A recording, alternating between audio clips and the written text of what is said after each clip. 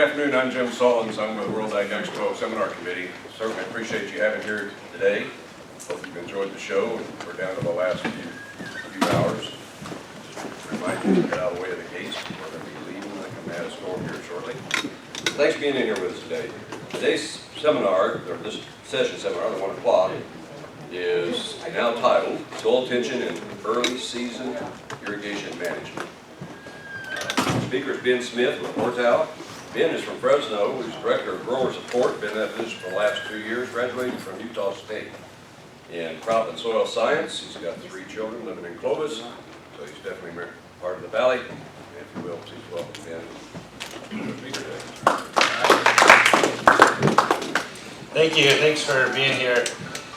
I always have come up against a little bit of a moral dilemma whenever I speak right after lunch. I wonder, is it the better thing for me to be really involved and active and try and keep you awake, or is the right thing to do to be dull, let you take your afternoon naps? I think we could use some beauty naps in here.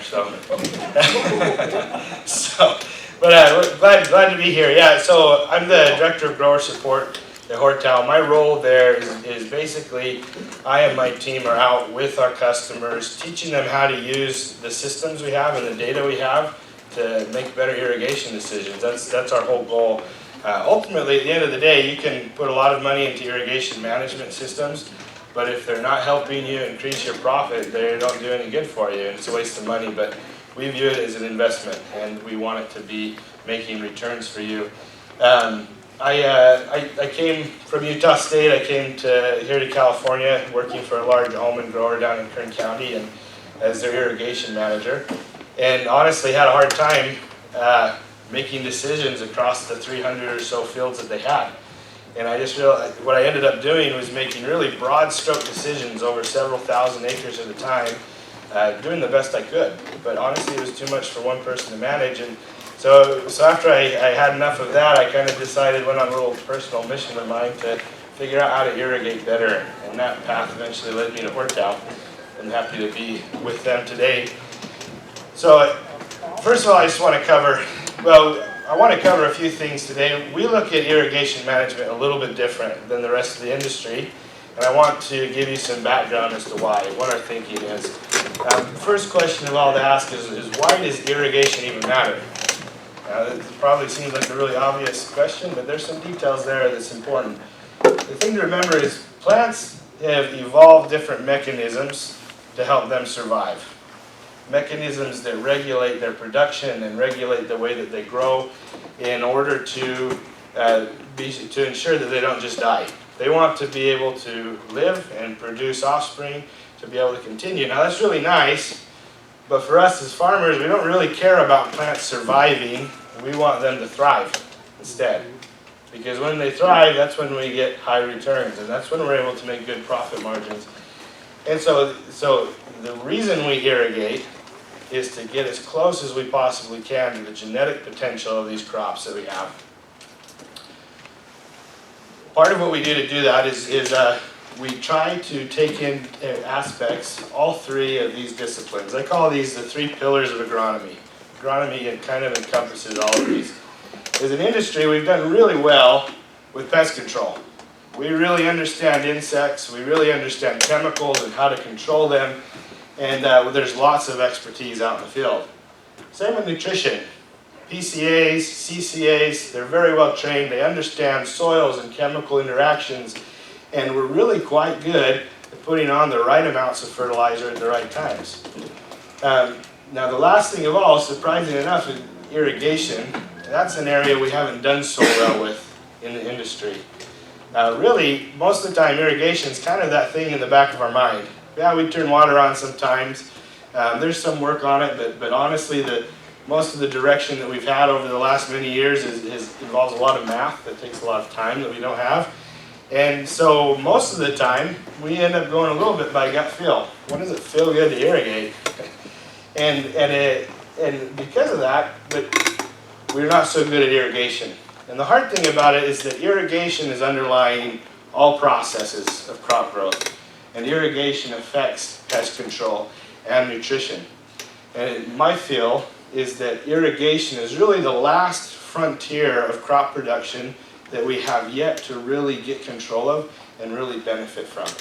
So that's where we come in, and that's where we're driving, is to get the most benefit out of the irrigation. We've got these other 2 fields taken care of. Now we move forward into irrigation. So irrigation, water availability affects every process that goes on in not just plants, but all organisms. But in plants specifically, there's a few things that it really affects. The first of all is the structure of the plant. It takes water pressure inside the plant to hold those leafy green organs out to catch the sun and to be open to the air. Another aspect it affects is the rate that nutrients are taken up from the soil. It affects cell expansion, which is the main mechanism for growth within plants, as well as affecting disease and ultimately the quality of the product that we market.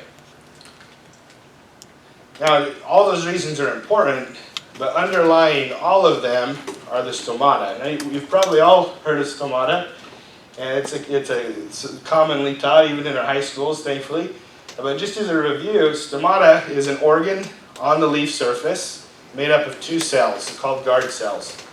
And really, a stomata has 3 functions. First of all, it creates a pore, an opening in the leaf surface that allows CO2 to enter the leaf.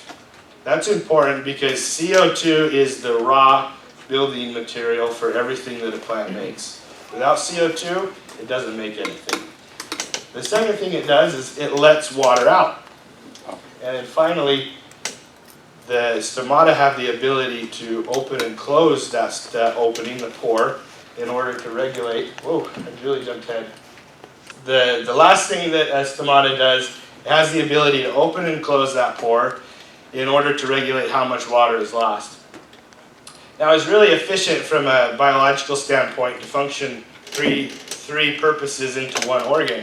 The only bad thing is that there can be unrelated consequences that occur from things that don't necessarily relate to each other. For example, the stomata close when there's not enough water available. But in closing, they limit CO2.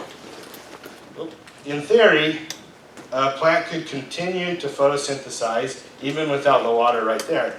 But because the plant closes the stomata down to limit water vapor, it also limits CO2, and it can no longer keep producing in its factory. So let's step back and take a little bit of a look. Now, this may feel a little weird to think about, but water uptake does not begin at the root. It begins at the leaf of a plant. So a leaf is out there in the light, it builds up thermal energy, and in doing that, it allows water to escape the leaf as water vapor. As that water vapor exits, it creates a vacuum within the leaf.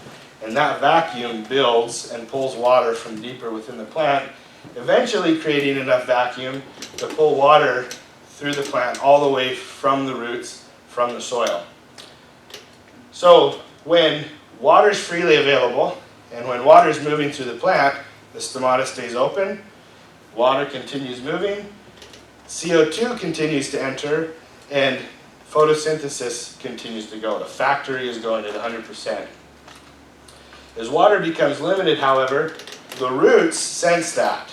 They know when water is getting limited, and they send a signal via a hormone called abscisic acid that then moves through the plant and signals all of those pores to close up and to stop water transmission. Okay, so and then again, like we talked about, that also creates a barrier for the CO2 to enter, and so the plant shuts down in order to preserve life. So I want to back up a little bit. We talked a little bit about the plant. Now I want to go to the soil and talk about it a little bit. So a water molecule it's an amazing molecule. It's made up of 3 atoms, as we know, 2 hydrogens, 1 oxygen. The oxygen is a very large molecule, whereas hydrogen is very small. Hydrogen is the smallest atom. And each one of them separately have electrons that are flowing around them. But when they get together as water, the electrons are shared amongst all 3 of those atoms.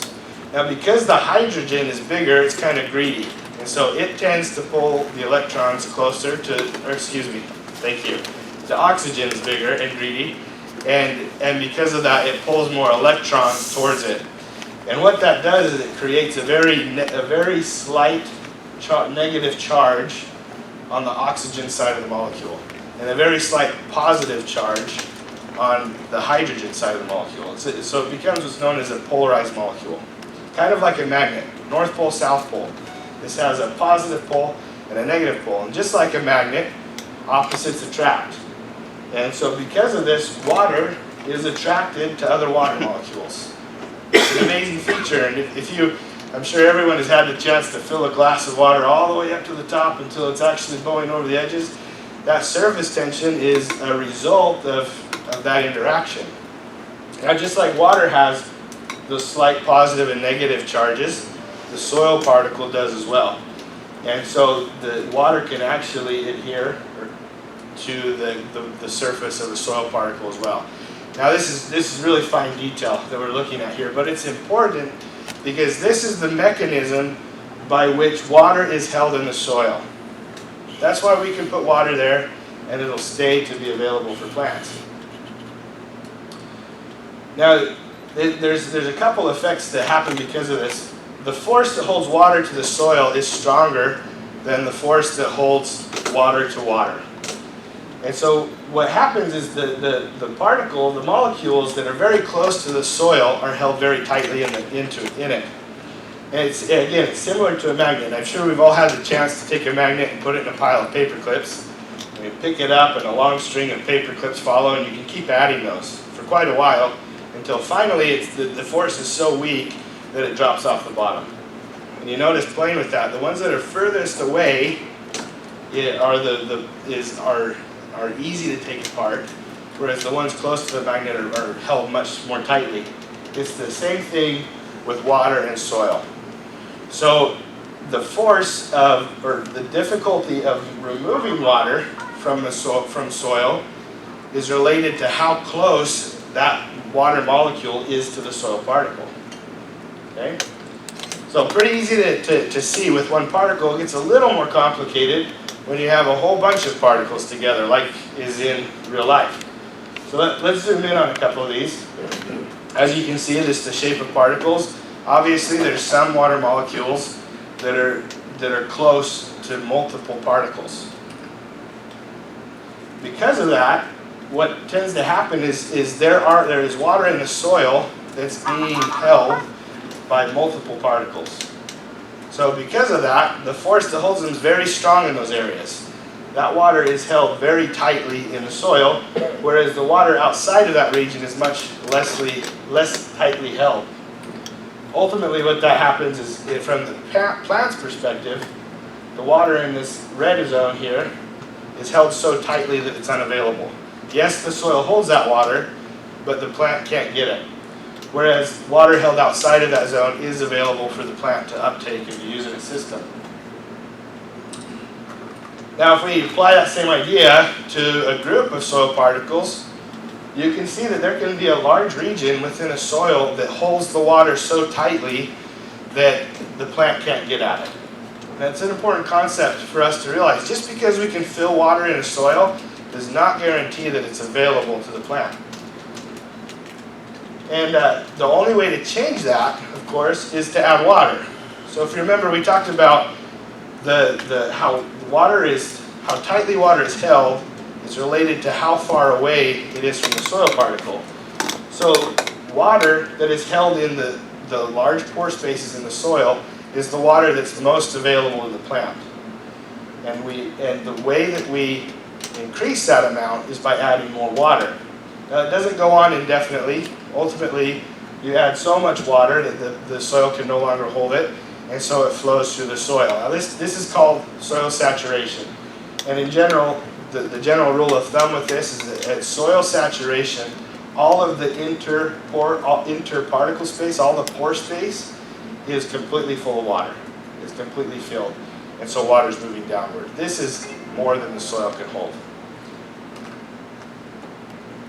So the cool thing is that we can measure that force that holds water in the soil. And it's called soil tension. So just like before we showed the areas that were held very tightly and unavailable, we can put numbers for those areas. And again, as you can see, the water that's the furthest away from the soil particle is the water that's the least tightly held. Now this is really important, again, from the plant's perspective, because the plant is working hard to collect all of that solar radiation, to evaporate water, and to build enough of a vacuum within its system to pull water from the soil into the roots. So in a very practical sense, if the soil is holding water at 20 kPa, which kPa is a pressure measurement, so it can be converted directly to PSI. For me that helps because kPa doesn't mean anything to me outside of this. So just remember it's a pressure measurement. Specifically, it's the strength of a vacuum that it's measuring. So if the soil holds the water at 20 kPa, the plant has to produce 20.1 kPa to be able to pull that water into the plant. All right? So obviously it makes sense as the soil dries and that tension gets higher. In this case, let's say the soil is holding it at 35 kPa. That means that the plant has to exert 35.1 kPa to pull it in. The drier the soil, the more pressure has to be produced in order to extract that water from the soil. Okay, so once again, we keep coming back to this idea that the strength that water is held in the soil is relative to how close it is to the soil particle. So there's thousands of different soils, all kinds of different mixtures of textures, and that texture plays a large role in how the water is held. So in this example, this is a sandy soil. Sandy soils have large particles, and because of that, they also have large pore spaces. So it's relatively easy for water to build up to a point in a sandy soil that is loosely held. And that brings the two key features of sandy soils when it comes to irrigation. One, because the pores are so big, they can't hold very much water. But because the pores are so big, the water that they do hold is very available to the plant. In a lot of ways, a sandy soil is ideal for cropping, at least from the irrigation standpoint. Contrast that with a clay soil. Again, clay soils have much smaller particles, and because of that, they have much smaller pore spaces, so water is never able to get as far away from the particle, and because of that, clay soils hold a lot of water. But the inverse of that is that the water they have is very tightly held. Now this probably is contrary to what we think of normally and what we've been taught. I was always taught, clay soils are great because they hold so much water. But the problem is yes, they do, but it doesn't mean that water is available. So let's look at a couple aspects. This represents the water holding capacity of a soil, okay? The soil, that water holding capacity is determined by the size and structure of the particles, just like a bucket's water holding capacity is determined by its size and structure. So figuratively speaking, here we have this small bucket that's a sandy soil, doesn't hold very much water. Here we have a clay soil, very large, holds a lot of water. Here is something in between, a loam or a sandy loam. Now, at this point, all of them have the same amount of water. But let's say we go and we add an inch of water to each one of these. Now, the sandy soil was already filled completely to max, so all of that inch of water is completely lost and it overflows.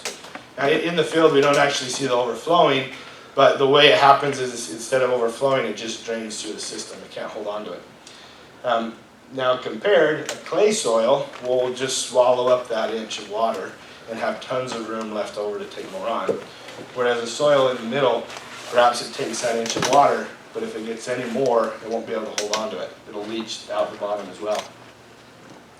All right, so this chart, I took it from, some research done by UC Davis, and I think it's very telling. I really like the information we can pull of this. So just every crop is a little bit different with its limits, how much tension it can take before it starts to shut down.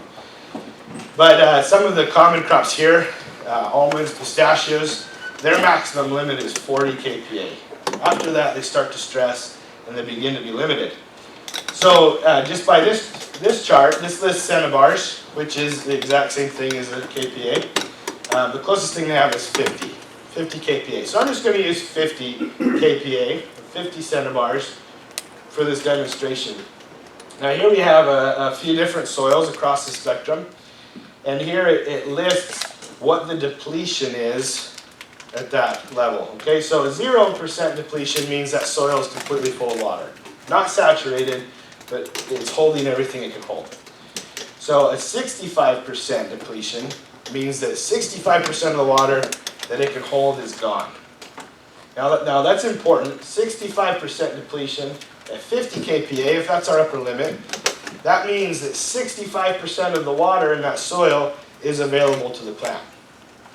Now it's pretty amazing to look at the vast difference we have here. So a sandy soil has 65% available water, whereas a sandy loam has 55%. What's amazing to me is to get into the loam and the clay loam and see that only 10% of the water that it holds is actually available to the plant. Percentages are nice, but let's get into some real numbers. I took a few different soils common here in the valley just as a demonstration. We've got the Dan Lewis clay loam, San Joaquin sandy loam, and a Delhi sand. These are pretty good examples across that spectrum we had before. And this is the water holding capacity of those soils, how much water they hold. So this clay loam holds 2.16 inches of water. That's a lot of water. That's per foot, by the way. Whereas the sandy loam holds just under an inch of water per foot. And the Delhi sand holds 0.84 inches of water. Now, looking at that just straight, it looks like, wow, that clay soil is amazing. It holds so much water. I don't hardly ever have to water on that guy because it holds so much. But when we apply the numbers from the previous slide, we realize that this clay loam only has 10% of that 2 inches available. Whereas the sandy loam has 55 and the sand has 65. You crunch those numbers and you find out that the clay loam has 2 inches in that. It has 2 inches water holding capacity, but less than a quarter inch is actually available to the plant.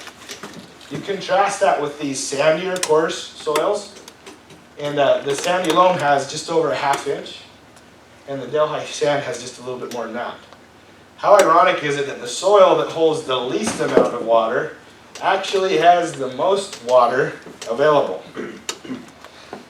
Now I point this out because most of what we've done in the past is to measure how much water a soil holds and to try and correlate that with how much the plants need. But I want us to see here that it's not what we've thought it's been. That it's actually almost completely opposite of what we've thought. Okay, so here's part of the reason that we've thought the way we have goes back to some research done all the way back in 1912. And ironically, it was done originally with tension, with soil tension. Now, that was the right way to do it. And but they didn't get everything quite exactly right, but they emphasized some principles in irrigation management that are really good. The problem we've run into these days is that data has been incorrectly translated from tension to volume. But let me explain it a little bit. At the top of this diagram here, this is a soil full of water. At the very bottom is a drier soil. So at the very top, like we talked about, we have saturation. Again, that's when a soil is completely full. All the pore spaces are full of water. The soil can't even hold all that water. There's so much. It drains from there. That occurs at 0 kPa. That makes sense because so heavy it can't hold it, so there's no vacuum holding it in place. Now the next level or state that they identified was field capacity. Field capacity is in some ways your ideal zone to keep your crops. The concept of field capacity is that this is the state at which all of that extra water drained out the bottom. Field capacity is the maximum amount of water a soil can actually hold. Now by this original study, that occurs at 33 kPa. Now it's not right.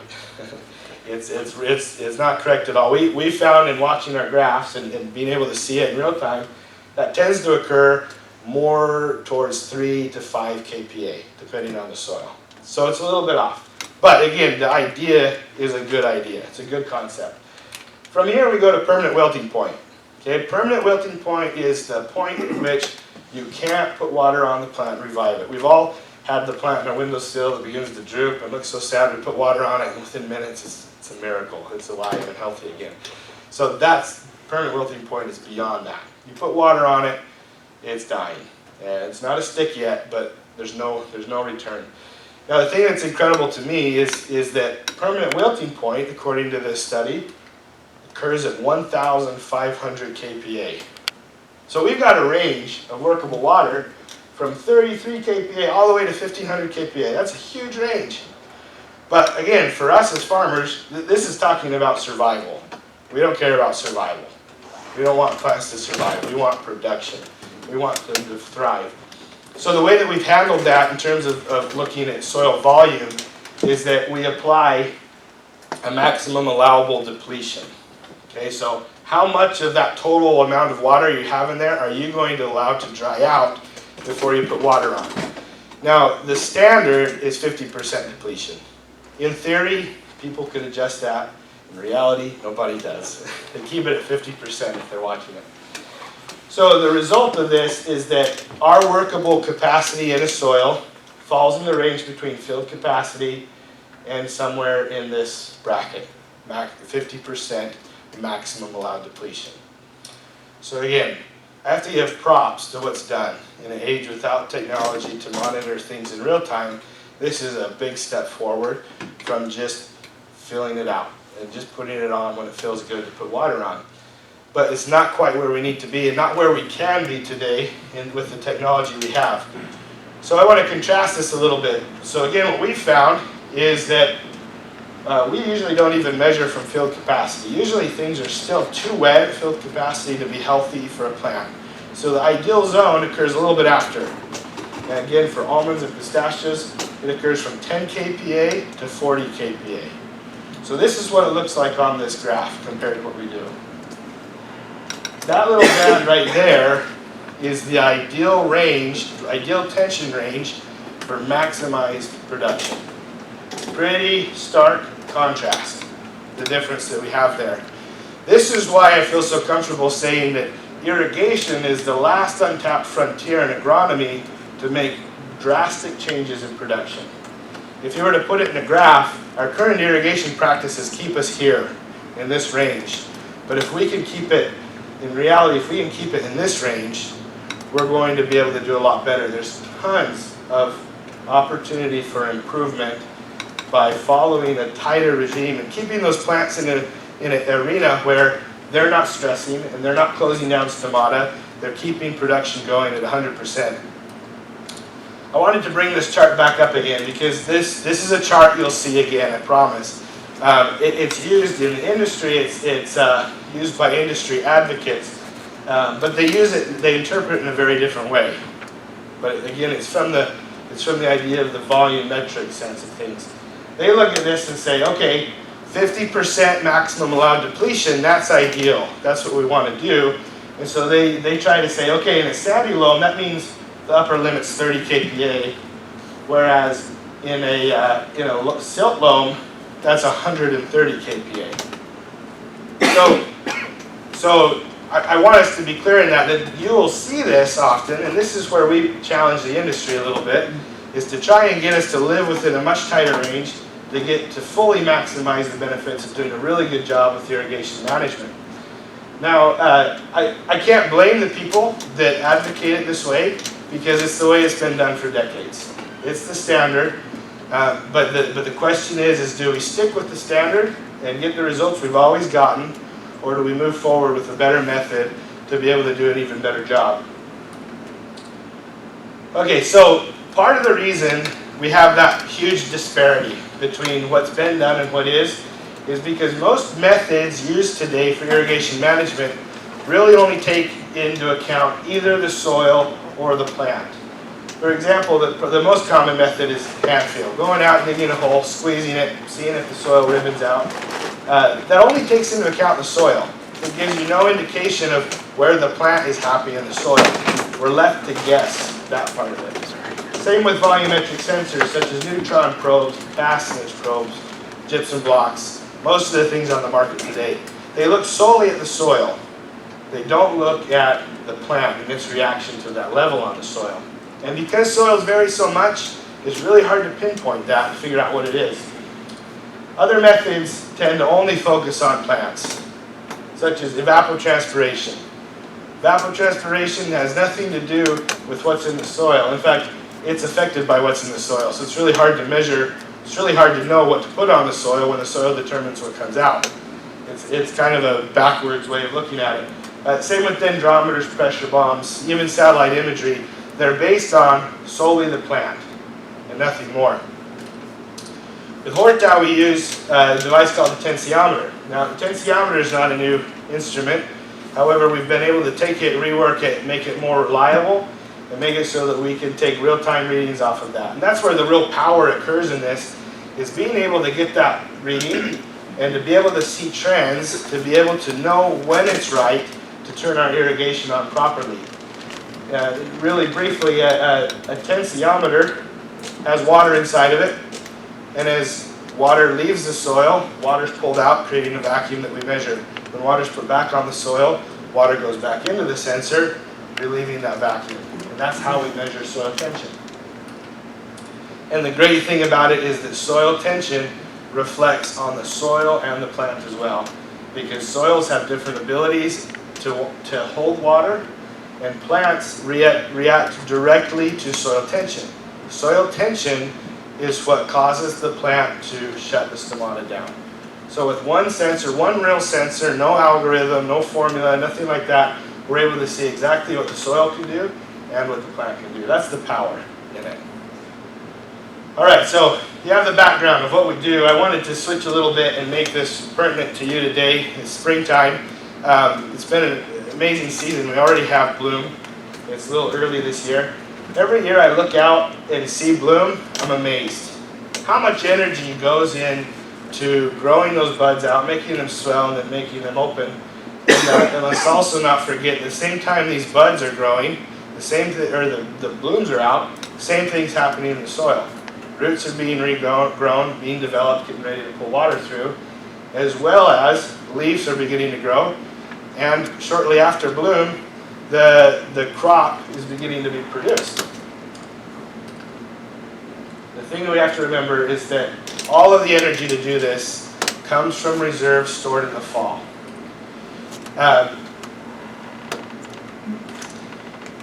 It's been noted that deer, every year they regrow their antlers, as you know, and it's been noted that the regrowth of antlers every year takes nearly as much energy as it takes a doe to gestate a fawn. An incredible amount of energy goes on to growing that little bit of bone on the top of a deer's head. Now, if that's the case, can you imagine how much energy is required for a tree to regrow all of its blooms, all of its leaves, every single year? It's a huge part of its mass every year is regrown. The reason I bring this up is it's too late this year to do anything about it, but I'm hoping it sticks with you for next year. The things we do post-harvest every fall are what determines your bloom right now. I think really often after harvest is done, we're so tired. We worked a long summer, harvest is brutal, and we're ready to just throw out the last bit of fertilizer, work the ground a little bit, prune the trees, and then disappear for the holidays.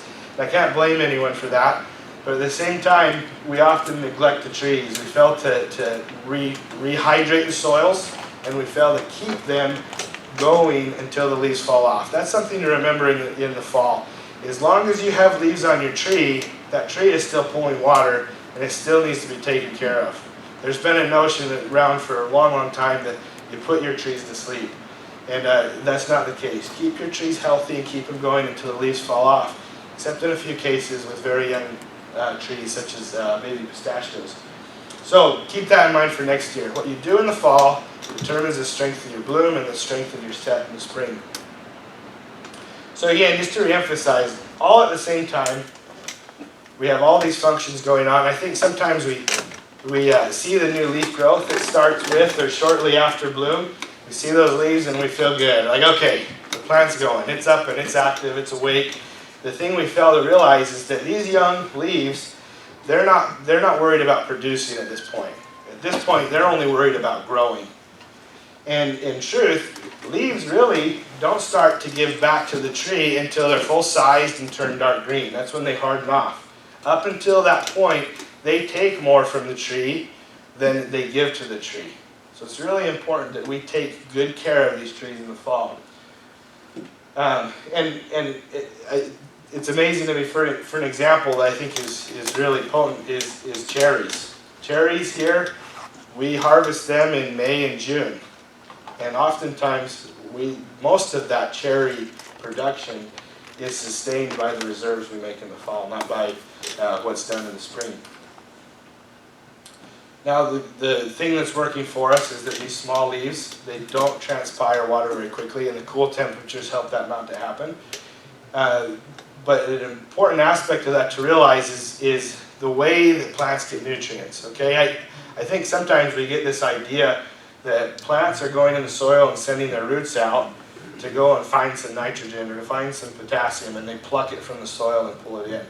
But that's not how it works. Plants only get nutrients in the soil in the water that they take. So unless there's water flowing, there's not nutrition flowing either. It's only through mass flow that we get nutrition into the trees.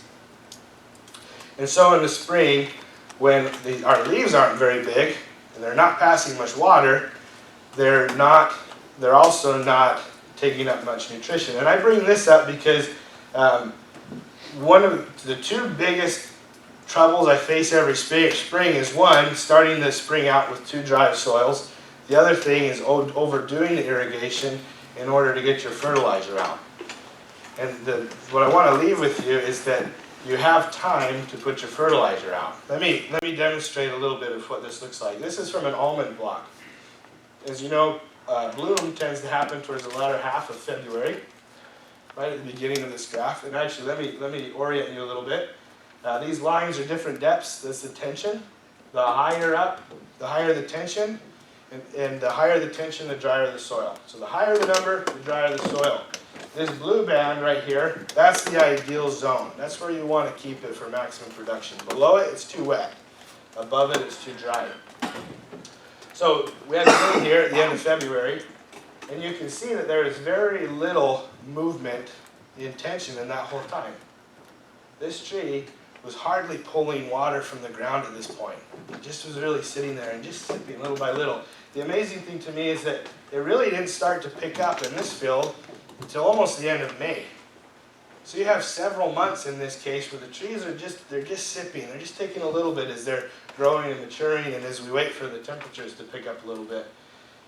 Here's another example I think is really good. This is in a pistachio block. Pistachios leaf out and bloom in April. Now you can see this first irrigation here is pretty well done. It may be just a little bit late, but irrigation was needed at that point anyway. So they did that irrigation at a good time. Now the following two irrigations and 3 or 4 more after this were only put on because the grower was trying to put fertilizer out.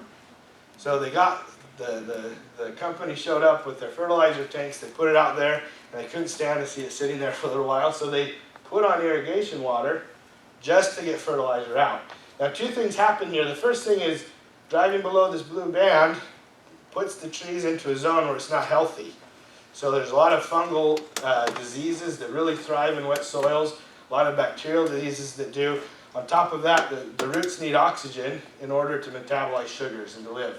So when it's too wet, it limits your plant growth. It puts stress on them.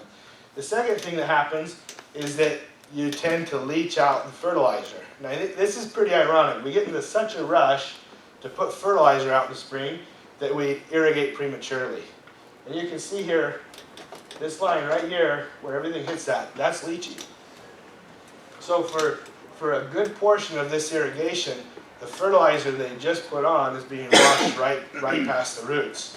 Now on top of that, they come in for the next irrigation to put more fertilizer on, and everything that was put on before that is being washed out while you're putting on new fertilizer.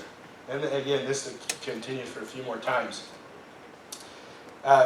It's much better to delay putting out fertilizer to wait until the plant actually needs it, instead of just putting it out to get it out.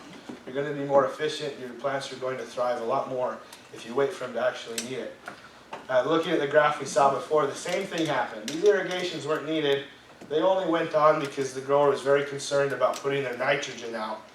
And if they could have waited even just a week more every time, they would have had room to be able to work to put the water on with the fertilizer and not just flush it through the bottom and put the trees under unneeded stress. All right, so just so I don't want to make it sound like nitrogen's not needed. We need to put nitrogen on in the winter, and if we have a good winter with rain, chances are the nitrogen we put on in the fall isn't there anymore. So we need to put nitrogen on. I don't want to deny that. Just make sure that when you put it on, it's when the tree also needs water. Otherwise, we're going to be wasting the water by flushing it too deep. So in summary, just over what we've done, traditional methods of irrigation have had their place. They've done well, but we can do better now. And it can be a lot more easily done. It doesn't have to be so complicated and hard to keep track of. But if we want to do a really good job managing irrigation, we need eyes in the soil. We need something showing us where we are at each time so we can make those right decisions. And then finally, don't overdo the spring fertigation. Again, wait till those trees need water, then put the fertilizer out when it's needed. And just one quick note here at the end. We've moved away from the industrial age. We're now in the data age. And there is an immense amount of data flowing from all kinds of sources in the world. And at Hortau, we contribute a significant amount of that as well. And the data's great. It's helpful. It makes us make better decisions and understand what we're doing well and how we can improve. The only thing that's difficult is that when you have data, you have to go through the data and figure out what it means and make decisions on it. And that can become really overwhelming. The pattern that I've seen a lot with our growers is we come in, the first time we meet with them, they put out a few units, 3 or 4 or 5, and we train them and they use them and they absolutely love them. They get immediate returns and results. And so the natural thing to do is they add them more. And then when they have a dozen or if they have 15, they suddenly realize it takes quite a bit of time for them to go through those all the time. And instead of following through, instead of continuing to use that and get the benefit, it falls in the background because they have so much going on every day they just don't have time to take care of it. So in order to solve that, we have begun providing irrigation advising.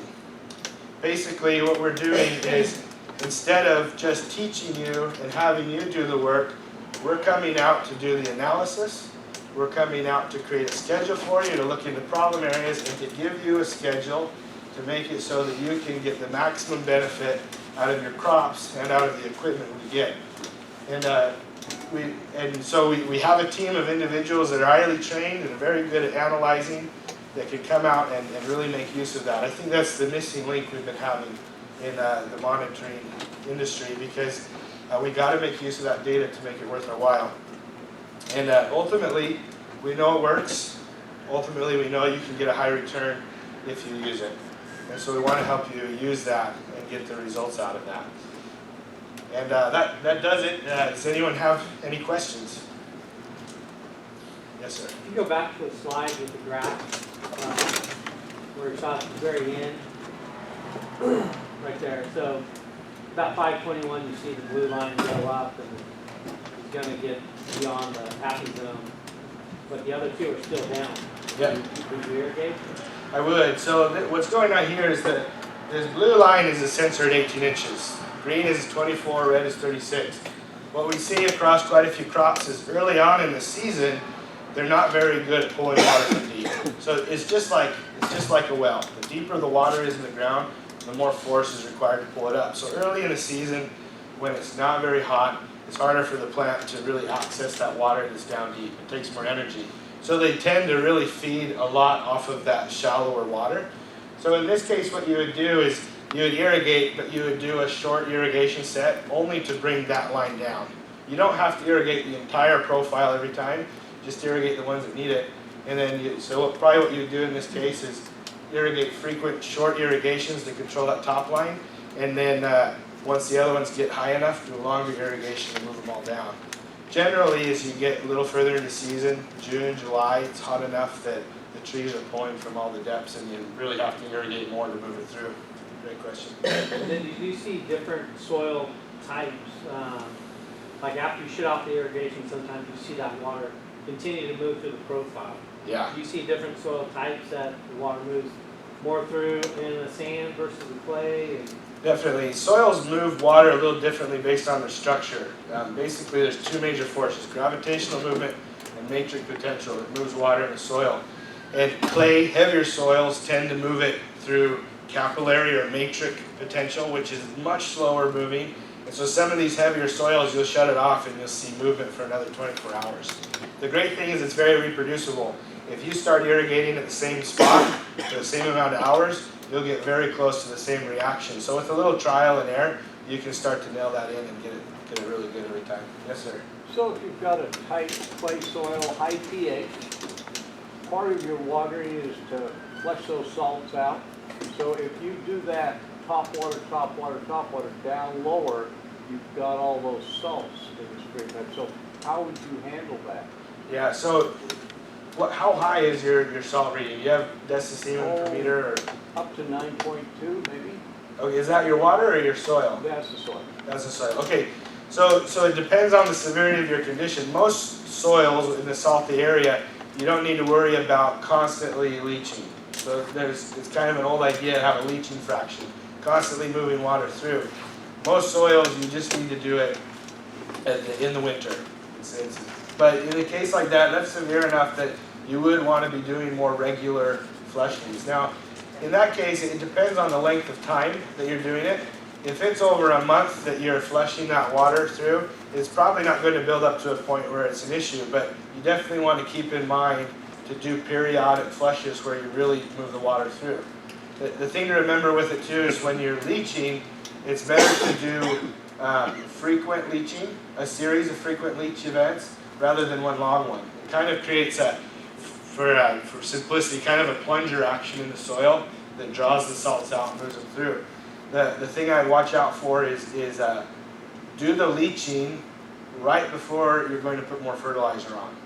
That way you're waiting to the point where it's as depleted as possible and there's chances of losing less nitrogen. He's got one more. Yeah, one more, yeah. So if you have these plants that love to be dry and then they love to be wet. Yeah. And so is that a result of they want to be leached out, or they want, you know, what plants are you talking about particularly? Hemp. Hemp? Okay, yeah. Industrial hemp, yeah. Yeah, you know, a lot of some crops need a limited amount of stress in order to drive some physiological changes to get the right kind of production. And so that's a cool thing too, is that soil tension is a reflection of how much stress the plant is under. So with some experimenting, you can begin to understand what's the right level to move that to get the reaction you want. And some other examples are in grapes. You want to be able to push color and sugars a little bit. So if you let it at the right time, you let it get a little more stress, you can push that. So I don't know exactly in your crop. I'm not super familiar with tomato. it. It'd be like a tomato. Like a tomato, yeah. So the right timing, the right level will help you to get it really right. And the nice thing about this is without having eyes in the soil like this, you're guessing. You don't know what level you're starting with. You don't know where you're ending up. So you can begin to watch it and you can begin to reproduce those effects season after season. Yeah. So how today are people determining where to place these sensors in their block based on soil type? Yeah, so there's a few things to consider. And as I'm looking at this, my first goal in the industry is to take us from this range down to this range. Because we're going to get huge benefits, and we see those benefits immediately. So we have a course adjustment to do, and after we get that down, then we can start to look at fine adjustments to increase that a little bit. So the first thing, first of all, we have my guys that we've trained in this will come out and help with that placement. A few things that we work on is that First of all, it doesn't really make any sense to put more than one per irrigation set. Reason being is, how do you choose which one to base your irrigation on? So what we do instead is first we try and place it in a place that's hydraulically distant. So it's kind of a worst case scenario for your field. And then we do try and place it in either the most representative soil or the most limiting soil. It depends on the soil type. So we want to, again, we want to have a large adjustment. And even though there's soil differences, you'll see improvement across the board on all of them. After that, we kind of go into, okay, well, what are you willing to do to make a difference in your design? Because to really do well with it, then you have to start talking about changing your system design to be able to make those changes. Yeah. Any other questions? Really appreciate your time. I'll be here for a few minutes after, or feel free to come and talk a little bit more. And yeah, thank you. Thank you.